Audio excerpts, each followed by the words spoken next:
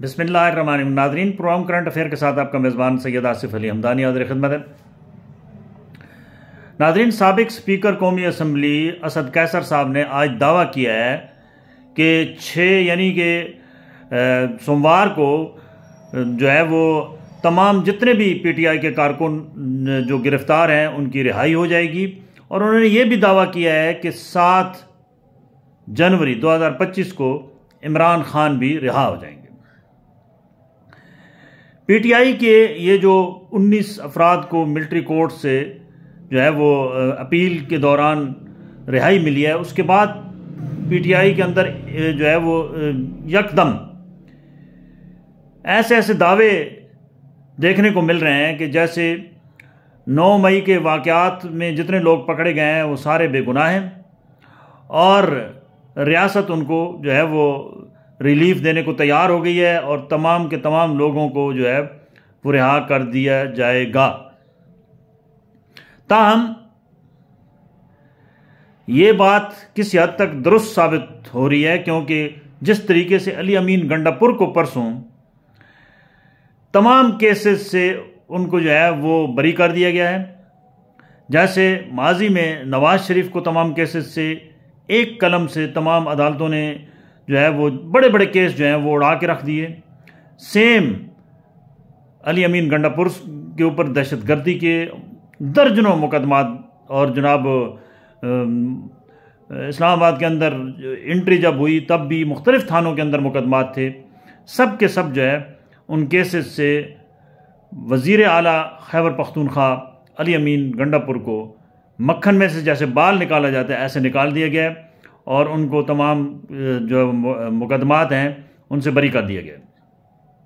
اس ملک کا کیا بنے گا؟ جب پرچے درج ہوتے ہیں تو یہ نہیں سوچا جاتا کہ اس بندے نے جرم کیا بھی ہے کہ نہیں۔ اس میں تو یہ سزا ہونی چاہیے کہ جن لوگوں نے یہ پرچے دیے ہیں ان کو سزا ہونی چاہیے کہ انہوں نے ریاست کے اندر افراتفری مچانے کے لیے مختلف مقدمات، جھوٹے مقدمات میں کیوں پھنسایا، اور اگر قصوروار ہیں تو ان کو سزا کیوں نہیں دی گئی اور ان کے مقدمات کو کیوں اڑایا گیا۔ یہ سلسلہ لامتناہی ہے۔ ماضی اٹھا کے دیکھ لیں کہ پیپلز پارٹی کے دور حکومت میں نون لیگ کے اوپر جو ہے وہ مقدمات بنتے رہے، اور نون لیگ کی گورنمنٹ، کیونکہ اس وقت 2 جماعتیں تھیں تو 2 جماعتی نظام کے اندر بھی یہی سلسلہ چلتا رہا۔ جو آصف علی زرداری ہیں انہوں نے بھی قید بمشقت کاٹی، حالانکہ ان کی زبان تک کو جو ہے وہ کاٹا گیا۔ محترمہ بے نظیر بھٹو نے قید و بند کی صحبتیں سہیں۔ نواز شریف نے تو متعدد بار، شہباز شریف اور پوری فیملی نے متعدد بار جو ہے وہ قید و بند کی صحبتیں سہیں۔ یہ مقدمات کیسے بنتے ہیں اور یہ کیسے ختم ہوتے ہیں، یہ اب ہر ایک شخص کو اس دور جدید میں پتہ چل گیا کہ یہ مقدمات بنانے میں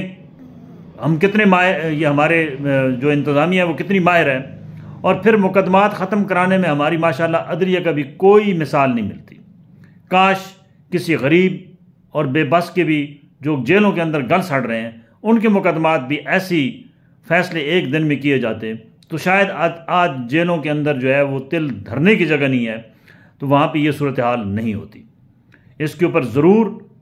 پوری قوم کو سوچنا ہوگا کہ یہ ہمارے پیسوں سے، ہمارے ٹیکس کے پیسوں سے یہ عیاشی کرتے ہیں، اور پھر جو ہے وہ